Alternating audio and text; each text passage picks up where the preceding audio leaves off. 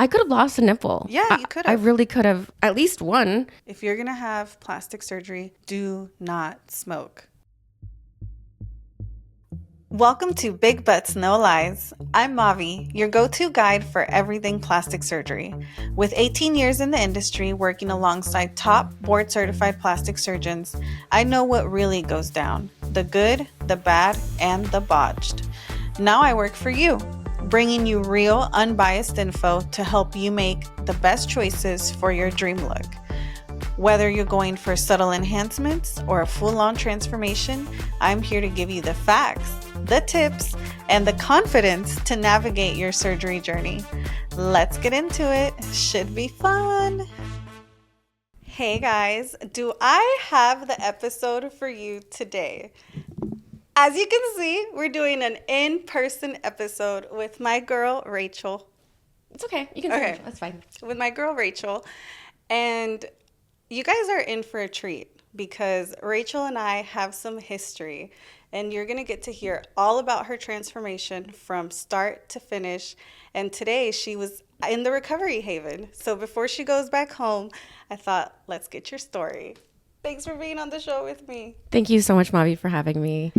It's been, like you said, we have history. It's been a long time knowing you, and I'm so blessed to know you. Thank you for having me on. Oh, I love you so much. I know we've had so you guys, I have my notes here because there's so much. I don't want to miss anything.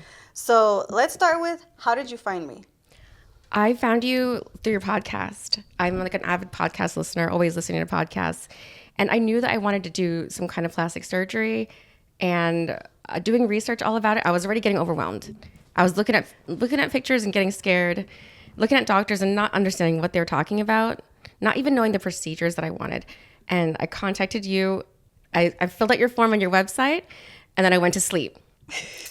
And then the next day you called me, and I was like, oh shit, this is real. So I found you through your podcast, and then I went to your website and looked at all your resources, and I was like, I think this is the gal for me. I think this is the gal who's gonna Sherpa me through the mountain of my transformation. Yes. And we were talking about this yesterday about how through her transformation, I was pushing you through it, kind of like about to go down the water slide. Yes. And it's like, are you ready? Are you sure? Okay, let's go. Whew. Yeah. And what a whirlwind it was, right? Oh so let's talk about round one. Okay. So round one was, we did tummy tuck, lipo 360, breast lift, and with implants, and BBL. Yeah. The mommy makeover procedures. The mommy makeover. Yeah. It was like a combination of procedures. So how did you feel going into your first surgery? I was nervous as hell. Nervous as hell. It started the night before when I started freaking out on people the night before, because I was like, I was just so nervous. I wanted to be in control, feeling very vulnerable already. So, I mean, like the day before or the whole thing leading up to? Yeah, your whole surgery. Like, let's talk about round one. Yeah, and leading kind of everything. Like when we started working together? When we started working together. Well, first of all, we started working in August. I didn't have my surgery till the following January. So we were working together for quite some time. It took me a while to be really ready. Yeah. For a lot of different reasons.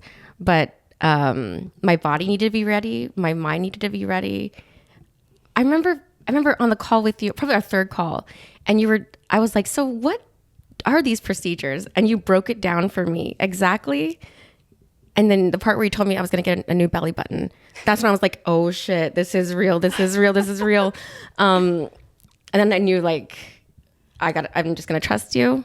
And so we took it from there. We interviewed many surgeons. You had me look at different surgeons. We had a worksheet that was like, okay, these are the procedures you want. These are the doctors that we're going to look at. And this is what we're going to evaluate them on. And so to get a bigger picture of what is really the choice that's going to be best for you, which doctor is going to be the best fit for you.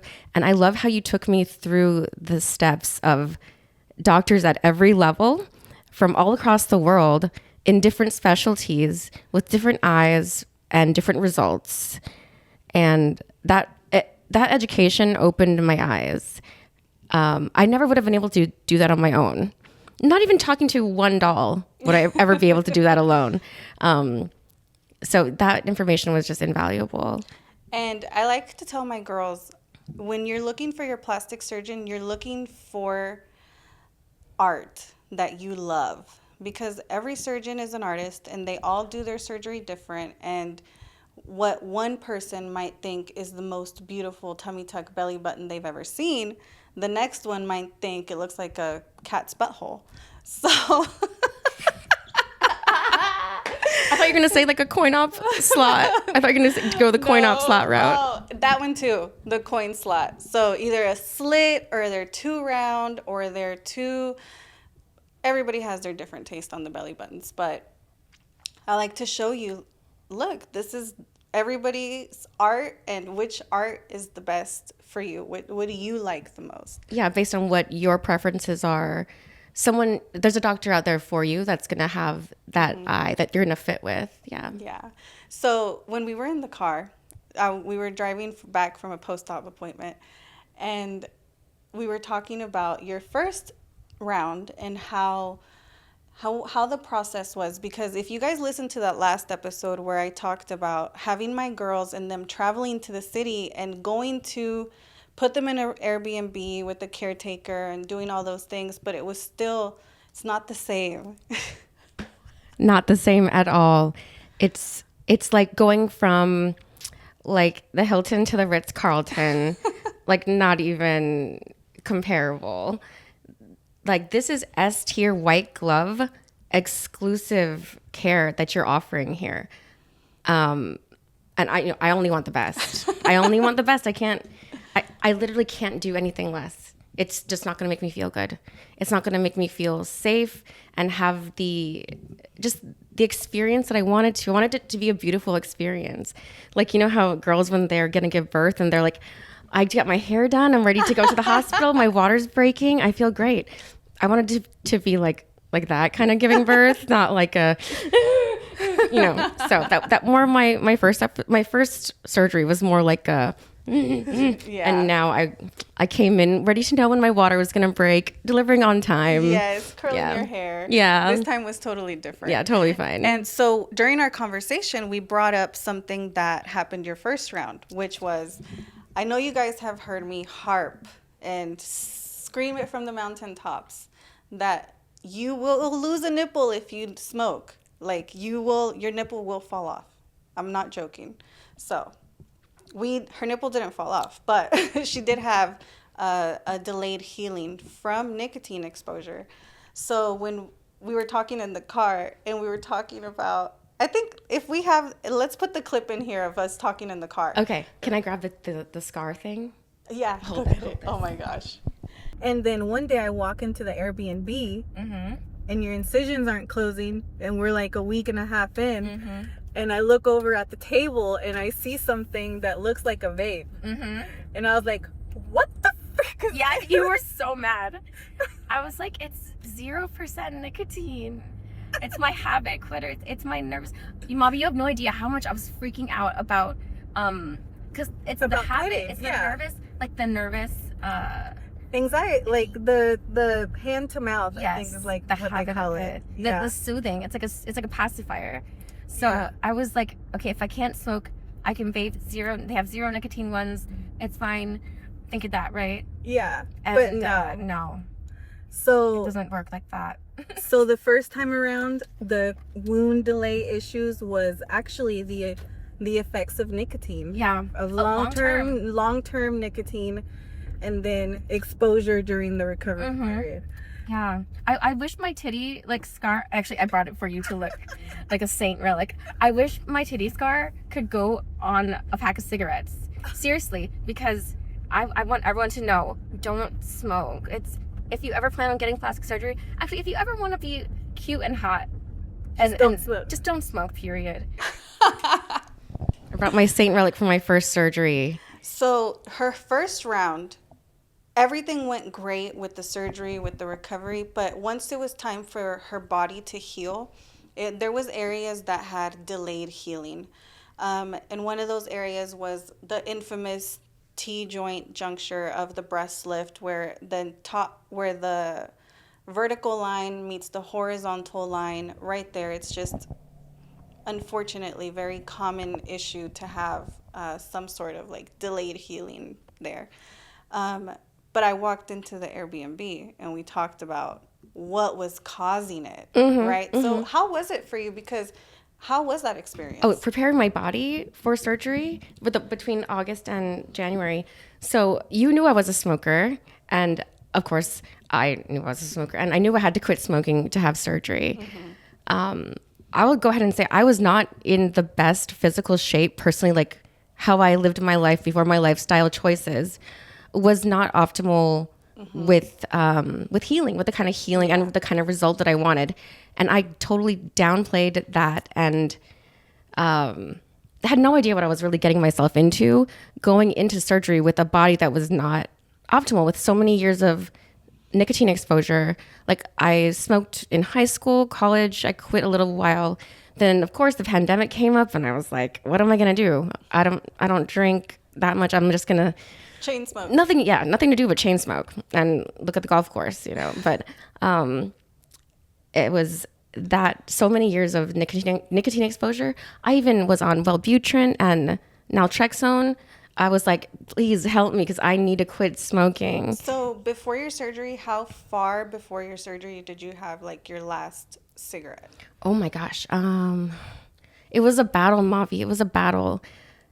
I was even still on like the Wellbutrin. I was on the drugs and still trying to quit smoking. I tried switching to vaping, thinking that was going to be fine. I even switched to zero nicotine vapes, thinking that was going to be fine. I didn't do the nicotine patches. I was like, that draws the line for me. I didn't do the dip. Hell no, never. No, I can't. Not with these teeth. Not with these teeth. Yeah, not with these teeth. And so, oh gosh, I want to say the last cigarette I had was like a month or 6 weeks before surgery, which is way too soon, way too recent, way too recent. So the cutoff, usually like if you're a smoker, they'll make you stop 6 weeks before surgery and then they nicotine test you before surgery to see like what you have. So she passed her test, so you didn't have any, like it wasn't in your system when you had your surgery. Not like I walked in just putting out a cigarette, but no. So you did quit, but it was the long-term exposure. Yeah. And then after surgery, your anxiety, I think, went through the roof. Yeah, through the roof because, when the support person I brought with me, I thought I was bringing the best support team with me, but I was not prepared for the emotional experience of being so vulnerable.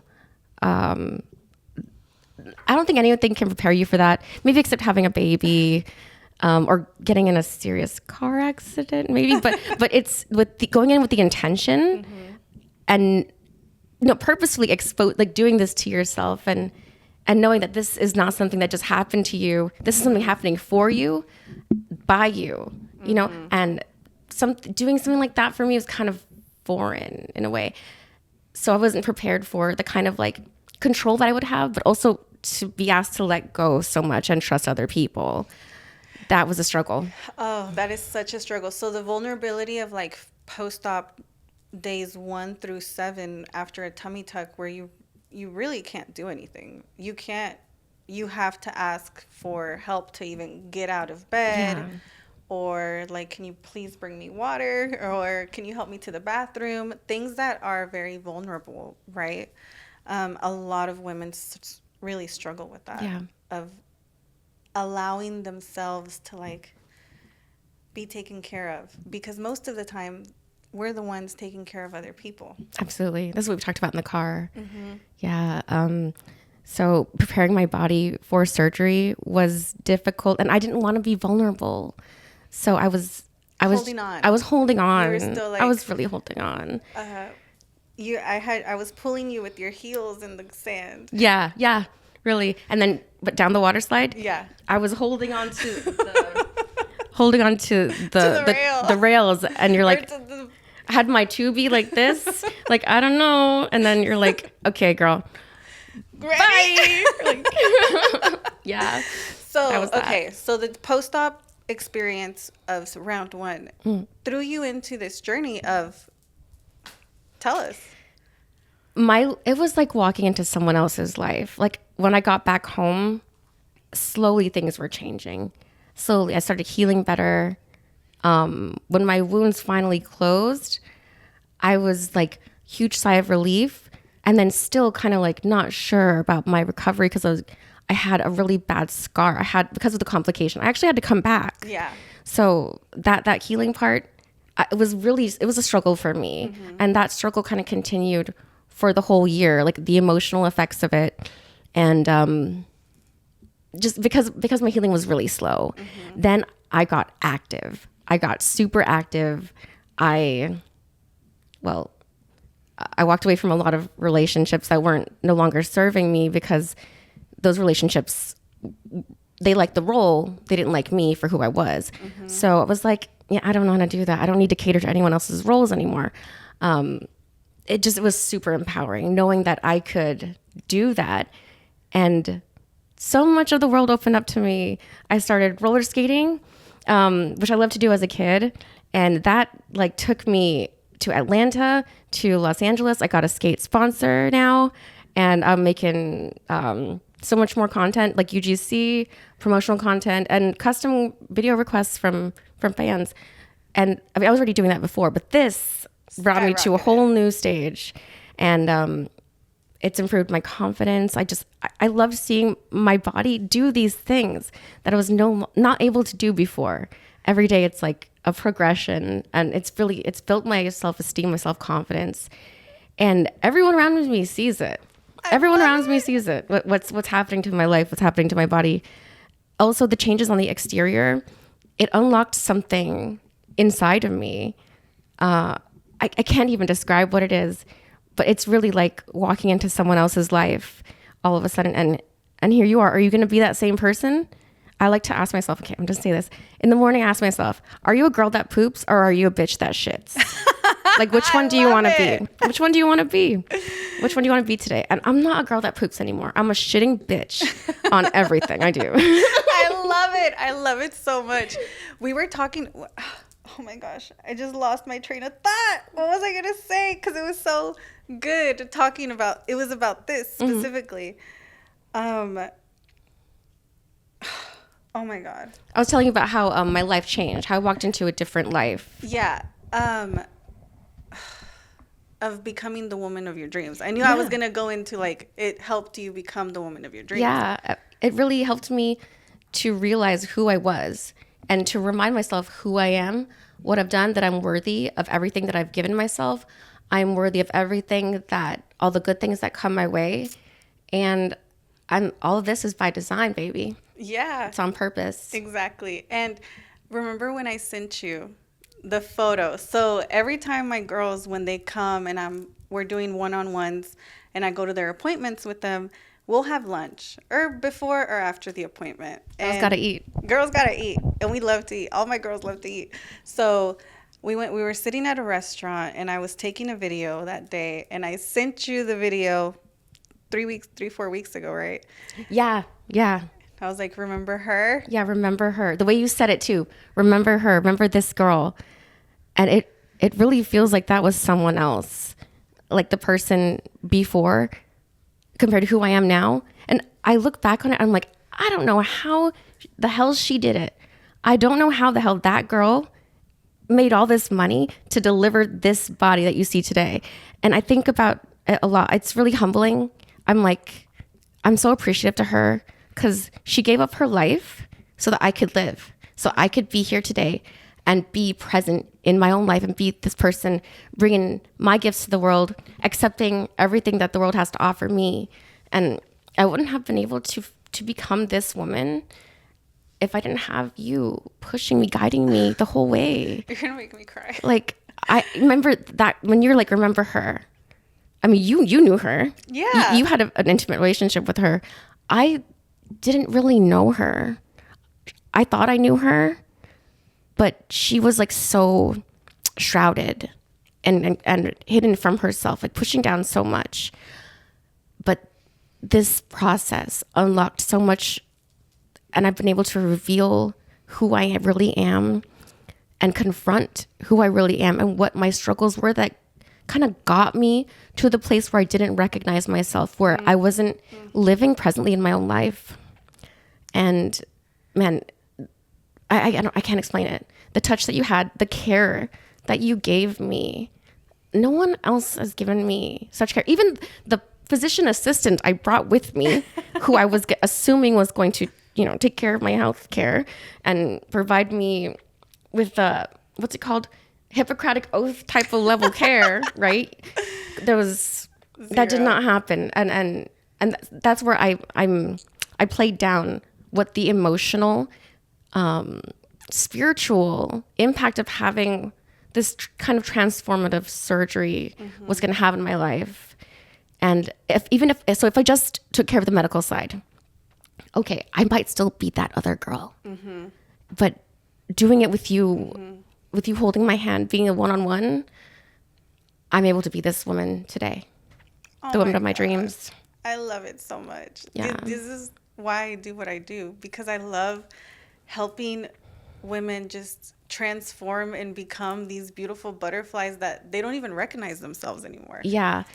I remember looking in the mirror and just recently and crying about like, oh my God, I look like Jody Joe, or like, I'm like, I remember what I looked like when I put my photos side by side, and I could see myself in there in the before pictures. I could see her, but she wasn't showing up the way she does now.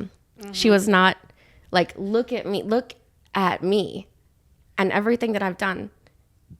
And here you go, guys, enjoy. Like, I'm here. Let's do this.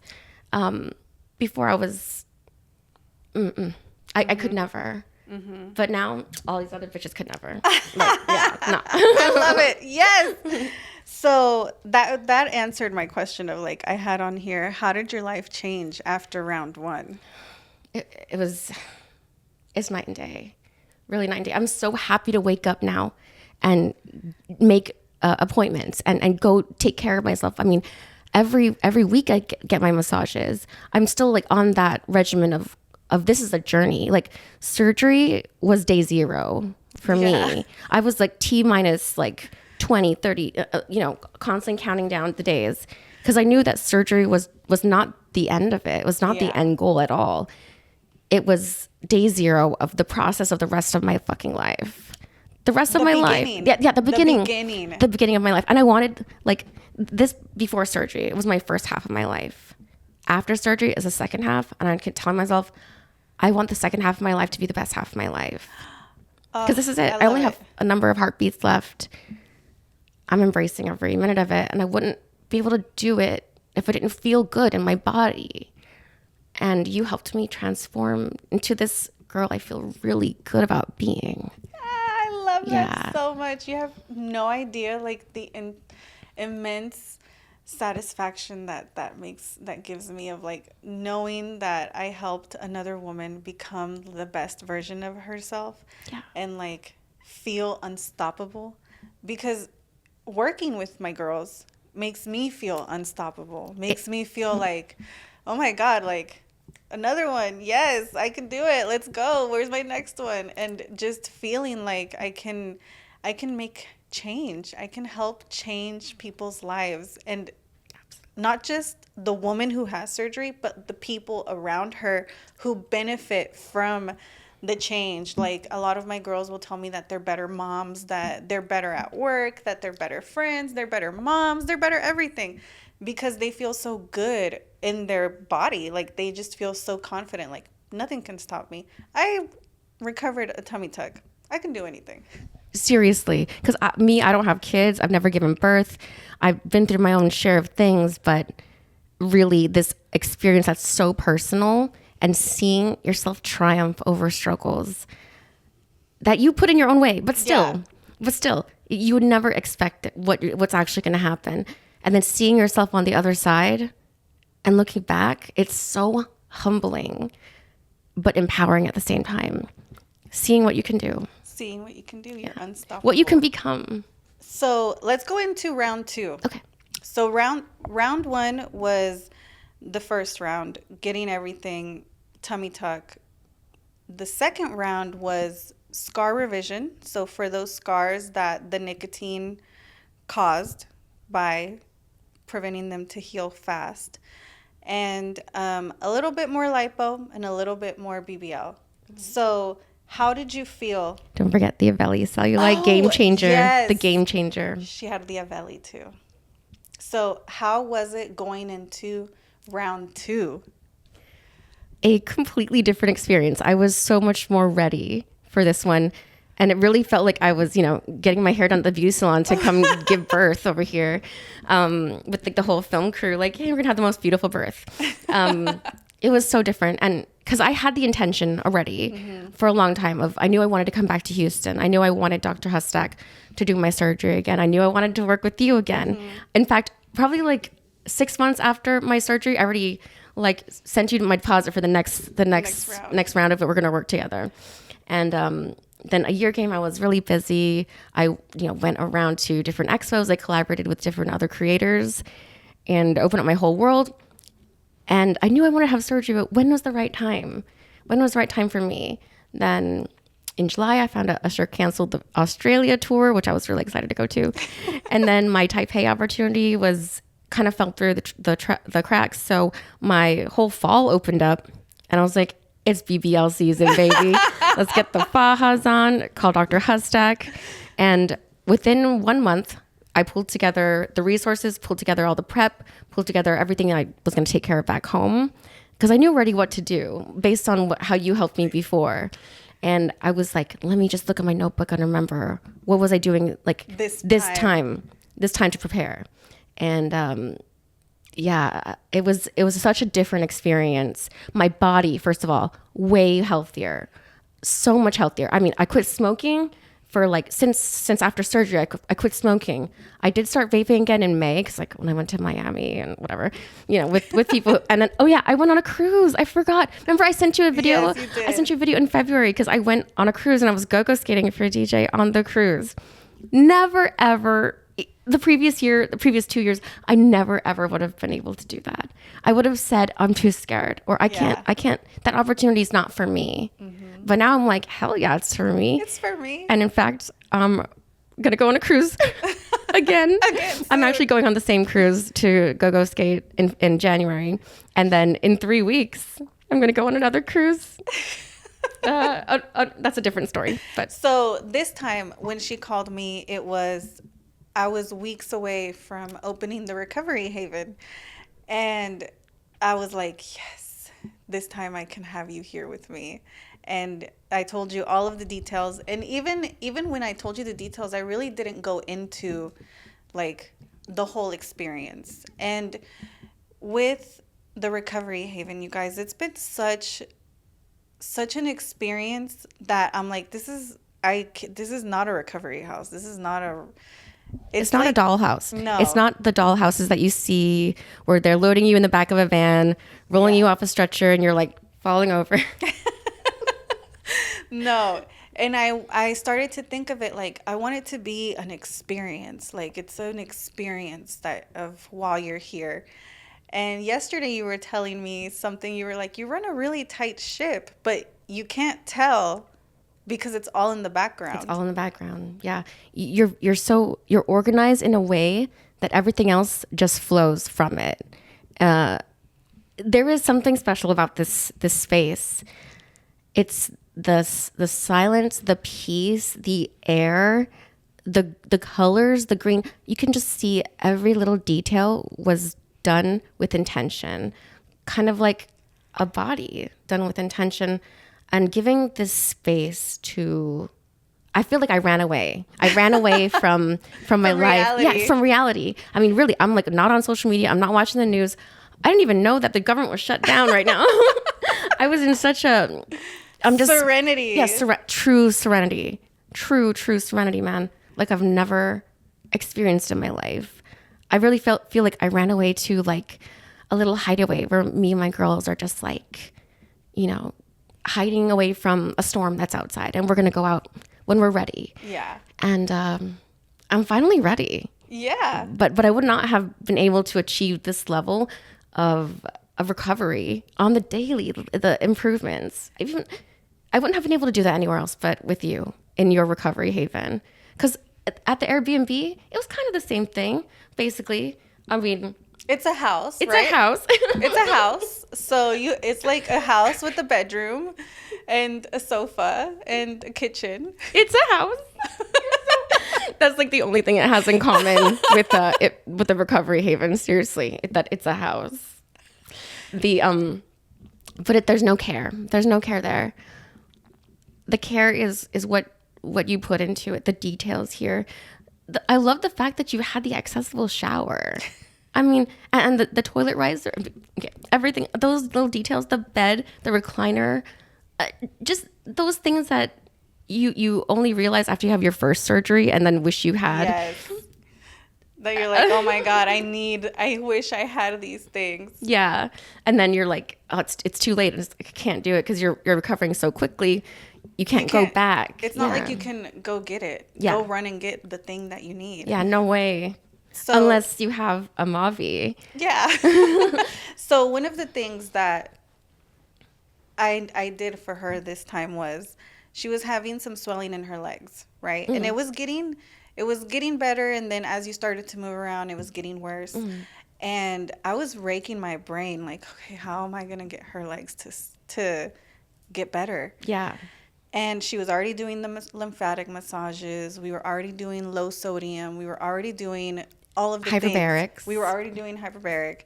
So then it was like, okay, what? And I don't remember what I saw that it like clicked. I was like, what if she gets on the vibration plate? And I'm texting Dr. Hustak, hey, can Rachel get on a vibration plate? And she's like, sure. You guys, it totally like helped with the swelling. And I was even surprised. But Rachel was waking up one day and I was like, hey, there's this, I got this for you. Get on it. You're going to do 5 minutes. The massage therapist was like, yes, get her to do it. And how was it?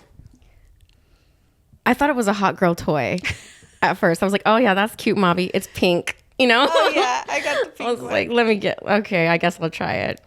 I got on it. After 2 minutes, I needed to go to the bathroom right away because everything was jiggling. Shaking. Yeah, everything was shaking. It was a little painful at first, but then it started feeling good. Like I was like, okay.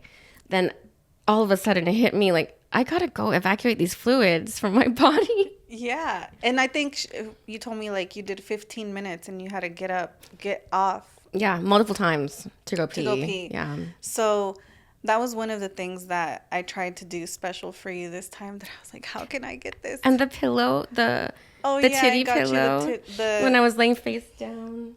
Like, oh, yeah. So before you get here, I try to think of like, what is she going to need? Like, what do I need to make her as comfortable as possible during this very uncomfortable time? And you know that because we have a relationship. Mm-hmm. You know, it's not just like, what can I pull out of my bag of tricks? Yeah. It says for this person and with under this doctor's recommendation, like what is going to be the best, comfortable for her. And yeah, the vibration plate was an improvement for myself. I mean, the swelling has gone down so much I can actually see my knees now. I don't have like super potato legs. I got maybe like a steak fry leg. Not the potato. So if you had to, the other thing she told me in the car, I think we might put this clip in, of that another benefit you had this time of being at the Haven was supervision. Supervision, big time. Tell them why, you guys. Whenever I bring my girls and they're at the Airbnb, I go and I'm there with them, but there's times when they're by themselves. Like once they get past the critical period, you see me a lot during like the initial period, and then as you get more independent, I leave you alone. But I left her alone, and what did you do? I went to the cowboy store. I mean, this time around. Yeah, like seriously. The first time around. Oh, what did I do? Oh yeah. A friend came and the first time I was with Tom, then I kicked his ass out. Then I was by myself and I was kind of sad, but I was okay. I was like, let me just do this. I was like hanging out with Liz a lot. And then we hung out a lot too. Yeah. That recovery was long. It felt so long. Well, because your incisions weren't healing. Yeah. Compared to this one, within the first like week, I was like miles ahead of my first surgery.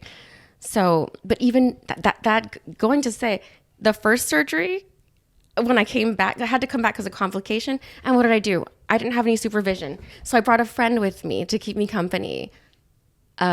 We ended up going out. She treated it like a vacation. She didn't really help me stay and rest and recover. She treated it like I was taking her on a vacation for herself. In fact, like she went on Tinder, like found like a guy, and we did like double dates and stuff. And while you're here trying to recover from surgery? Yeah, while I'm here trying to recover from surgery. Literally, I was going to get my titties sewn up the next morning, and I was with her and her date and then my date guy, and he sexually assaulted me when I was recovering from surgery. I was like, are you serious? I have to go get my titties stitched up tomorrow. You knew that. And I was like, this is not for me. I knew that I didn't want to take a friend this time because I'll admit I'm into antics. I'm always like up Looking to for something. fun. I'm an adventure chaser. So having the supervision has benefited me so much. Just reminding me, calm down. Calm down. And especially having you here too, because you're like, you remember what happened last time? Remember what happened last time? You remember, right? Not again. I told you, like, you know, and that's hugely benefited me. Yeah. So and I do it with so much love. Of course, I'm like, are you sure you want to do that? Yes. You know, remember what happened last time? And I say it because I want you to heal quickly, get it over with, and then move on and do the adventurous things. Yeah. But something that I think a lot of people, I said this in a previous episode, one of the things that people underestimate that they need is recovery time and space to recover. So even with my girls here in the Haven, if I sit here in their room and talk, they'll sit and talk to me for hours on hours and hours. So I have to be like, I'm going to leave because I need you to sleep. I need you to rest. I can't keep you, I can't get you all hyped up and start talking. And before you know it, you're wide awake and you can't fall back asleep. So That was me the other day because we're planning the cruise. And I was literally on Claudia's massage table shaking, thinking I was cold, but I was just excited. I was literally like vibrating with excitement. So yes, the supervision. I mean, just the night before, we're thinking like, oh, what can we do? Then we're like, cruise. Then the next day I'm like, have it planned out. Yeah, all day long. From the morning I woke up, you know, planning cruise and all this stuff. I was like, yeah, this is why I need supervision. Yeah. So this time, let's see. What would you say if you had to name like your favorite things about staying at the Haven? Being with you and your mom. Being a part of a family. Really. Because I don't have a family. Don't know. It's my mom is here with me, and my mom helps me. So I take care of my girls during the day, and she helps me with my girls at night. If it's either her or Jackie, and it's been, y'all know I love my family, and me and my mom are like this. But having my mom with me, and my girls getting to experience also like being with my mom. I have a great mom, so I just love that. It really, truly, because, you know, me, I don't have family.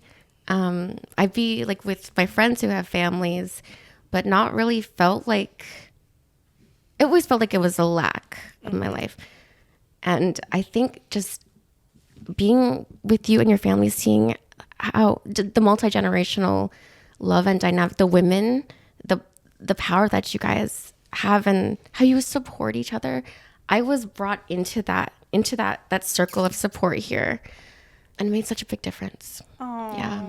We're like even closer than before. I feel so much more like a woman when I'm with you guys. I don't know what it is. I definitely feel like in my womanly power when I'm empowered, but not just plain old empowerment. Like I'm going to go run the government. Just like me as a woman sitting in my divine feminine energy, it's all here. that's this. I think what it is. This place is bathed in estrogen. Like, gotta be. There's too much. Yeah. There's too much estrogen. There's a in whole here. pool full of estrogen outside. Yeah. So, I love that. I love that. Yeah, true. It's true. For real. That's where the care and those little details come in.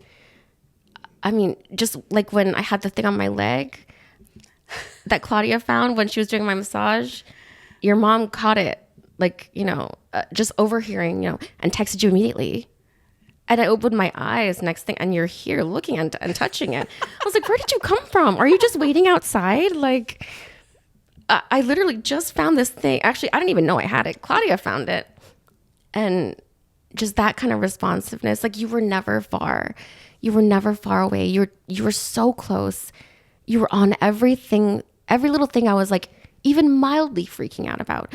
And you didn't pay attention to it in a way that was like, oh my God, let me see. You brought the calm energy, and I felt calm. I felt confident. And then you would, go in the background, get the vibration plate, making my, getting my medications refilled without things like I'm not in the capacity to take care of myself in. You had my back. You thought of things that I needed before I even knew I needed them, before I even had the words to articulate, I need help. You already saw it and you were there for me. That's where the real care comes in. You won't get that in a dollhouse. No way. They're like checking your IV fluid, they're checking your fluids, and they're like, okay, chart done. Yeah. You didn't fall out of bed today, okay. Let me check your incisions, okay. They don't look too bad, they're not opening. Whatever, bloody faja, okay. No, I had like clean faja 3 times a day. Yeah. So I have like a process, a schedule. I like to put my girls on a schedule because I feel like it makes the days go by faster. You know what to expect, like you know what's coming. And I mean, you guys already know, or if you don't know, you're learning right now. Taking a shower for the first week is it's going to take all of your energy. And by the time you're done with your shower and maybe a massage, you're going to be done. That's it. I have to take a nap. So I have my girls like babies. They eat, sleep, poop, shower, massage. Eat, sleep, poop, shower, massage. Mm-hmm. On a rotation. Take their meds. Walk outside. And really, I tried to make it to where you don't really have to worry about anything. I never worry about anything here. Not a thing. And I'm going to have to go back to the real world tomorrow and worry about everything else. But, there's no one else. I would rather give up my control and like my life in your hands. I would not feel comfortable doing that with anyone else. Thank you. I love you. Really, I don't have to lift a finger here, but like, I feel like I need to, just as a woman, you always like, I need to do something. I need to be productive. I need to take care of people. I need to like, in a way, like, prove yourself. Mm-hmm. But let me tell you, girls, there's no need to prove yourself. Mm-mm. You are born a woman. You are the woman that you are. You just have to accept it. There's no proving. You just got to wake up and be, I'm a bitch that shits. I love it. In my girl that poops days here, the first like 1, 2, 3, 4, 5 days, I was a little girl that poops. Needed with my poop chair. Yeah. Then I was like taking my own showers. The fact that I like that you have a schedule too, it shows that you are progressing every day. The more that you can a little bit do for yourself, the more you can a little bit feel in your body the sensation returning, the more you can stay up and talk and not have to sleep all the time, the more you can go to Walmart with Senora. Yeah. And then the more you can go to the cowboy store by yourself, the more you can take your own Uber, schedule your own Uber to your own hyperbarics appointment there and back. Just the little things you see yourself doing because you have the schedule and you have this like proven improve every day. You get better and better. Like I was telling you, I know I'm ready to really be on my own when I can put my socks on, lace up my trainers, and walk out the door on my own without any help. And you're there now. I'm there. I mean, not the socks, but I got the trainers on. Yeah. So if you had one tip for somebody who's considering surgery, they don't really know like what to do. They know they want something, but they're scared. What would be your tip to them? Don't smoke. Number one. Please don't smoke. If you are a smoker, quit a long time before surgery and really mean it. And even if it says air, it has something in it. Yeah. Why would they sell you air? I mean, is it for your tires? No, they want you to suck on that shit and be addicted to it. Don't smoke. Do not smoke. You know, if you smoke weed, okay, just don't use combustibles. Take edibles, RSO. RSO is like invented for medical patients. Stick to those things if you feel like you need that. But smoking is terrible. I want this to be on the cover of cigarette boxes. Yeah. I want my titties like to really show the girlies. Show it. Hot Look girl, at this. Yeah, hot girl life is not compatible with smoking. This is from her boob incision, from her breast incision. I had a scar that was like this big. Yeah. On my right breast. That was part of the scar revision that I was doing. It kind of because I look at it from this way down, it didn't really bother me, but because I'm in entertainment industry and I have to look at my body all the time, I'm like forced to look at my body. Yeah. Seeing that in different angles, and then my friends tease me hamburger titty, and I'm not friends with them anymore, but just like those kind of things. I was like, okay, let's just clean this up here. Yeah. Something I remembered this because you were talking about the incision here, how the first round, you guys, I was freaking out. I was because I'm looking at the incisions every day, and I'm watching this one that's not doing what it's supposed to be doing, and I'm also trying to not freak her out. So, but I'm freaking out because I'm like, okay, what is happening? Like, she told me she's quit smoking 6 weeks ago. Like, is it her proteins? Like, we need you to eat more. I need you to eat more. Like, up your protein. We need to do all these things. But it wasn't getting better. And I was inside. I was like, fuck. Why is this looking like this? It needs to be healing differently. Like, this side's perfect. And I tried so hard not to freak you out. It worked. It worked. I didn't feel freaked out as I should have been, because it was really, really bad and serious. Going through this recovery now and seeing the way it should happen, the way that most recoveries would be going, and then compared to my recovery before, night and day. And it's because of nicotine. So my advice would be, do not smoke. Don't period. smoke. It's just not good for you. And it's a waste of money. And it's not hot. Only if it's for a smoking fetish video, but like, don't inhale. Yeah, so that would be my first advice. And you really kept me so calm. I tried. Your energy, you didn't even bring in any freak out at all. And when I should have really been freaking out, I imagine if it was like anyone else, they would have been yelling at me. Yeah. When I was like in a very vulnerable state, or they'd be like, well, you don't want to help yourself, I can't help you. That kind of thing, which is what I didn't need. The tough love. I really needed so much support. And I think people would have given up on me, honestly. I think anyone else would have given up on me. Like, the person I brought with me gave up on me for their own reasons. But you never gave up on me. You never gave up on me. And I know that you never will. No. And I'm here. fucking loyal to you for life. Like, if I ever have a wedding, you're going to be there. Yes, I'll be there. Definitely. Yeah. You made this body come out. And because this body came out, this woman came out to be with you today. Oh my God, I got chills because you became the woman of your dreams. I really and did. You're becoming her because it never stops. You continue. Yeah. It's not like, oh, I changed and now I'm comfortable and this is the new me and I'm not going to continue to grow and evolve.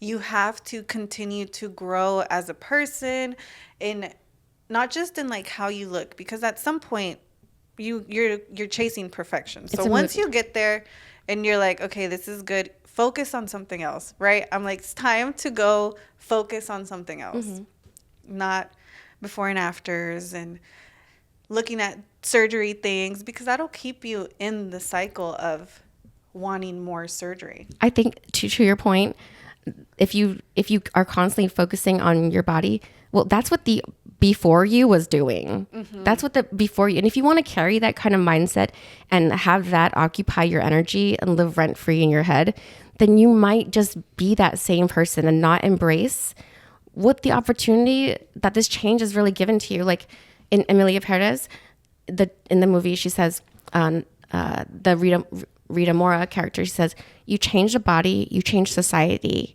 You change society, you change everything. Everything around you changes when you have a new body. It's not, that's what I mean about walking into someone else's life. People treat you differently. And if you're not picking that up, then you're wasting an opportunity there. Seriously, because when people treat you differently, that's the body changing society. Yeah. And if you want to keep being in that old role, go ahead. But you change your body, change society, everything around you changes. The whole world opens up, and it opens up for you. Things happen for you. They don't happen to you anymore. Yeah. And that's amazing. Like I've had that switch of like, all of these things are happening for me, not to me. They're just things that are happening. That taking myself out of victimhood, I think that's a really big step that I don't know if they go through it in personal growth journeys. I think they do, of like taking yourself out of, oh, I have no power, like this is just what it is. Yeah. Undergoing long-term like trauma or stress or something, it can make you feel insignificant. It can make you feel like you have no power in your life. It's not like it specifically tells you that. It's an understanding, a thing that you come to understand because you internalize all these things that you think are happening to you, things that you feel like you have no power in, when really you just shift your perspective and things are actually happening for you. Yeah. It's a matter of if you want to accept that or not. Yeah. I think that was a beautiful note to end the show on. I'm so thankful that you came on with me. I love you so much. Thank you so much. And thank you for helping me lose my virginity today. I'm so proud to be a Mavi doll. I'm so proud to be your girl. Really. Oh, thank you. Thank you so much. I do it all for my girls. It's all for my girls. Now we need to put this in like a little saint relic cross thing. And we're going to put it on the show notes. I'll be patient. See it. I'll be the patron saint of nicotine. Of the nipple nicotine. Yeah, I could have lost a nipple. Yeah, you could have. I really could have. At least one. And my belly scar reopening too. That's, yeah. So my advice is just don't smoke. Don't do it. Don't smoke. If you're going to have plastic surgery, do not smoke. Or don't inhale when you make your fetish videos. Okay. All right. With that, guys, I'll see y'all next week. Thinking about plastic surgery, but you don't know where to start? I've got you. With 18 years in the industry and experience working with top board-certified plastic surgeons, I help women like you make informed and confident decisions. Whether you need help choosing a surgeon, planning your recovery, or understanding what to expect, I've got your back. Skip the guesswork and get expert guidance by booking a call with me today. That's a wrap for this episode of Big Butts No Lies. If you found this episode helpful, do me a favor and subscribe, leave a review, and share it with a friend who's considering plastic surgery. Until next time, stay confident, stay informed, and remember, big butts don't lie.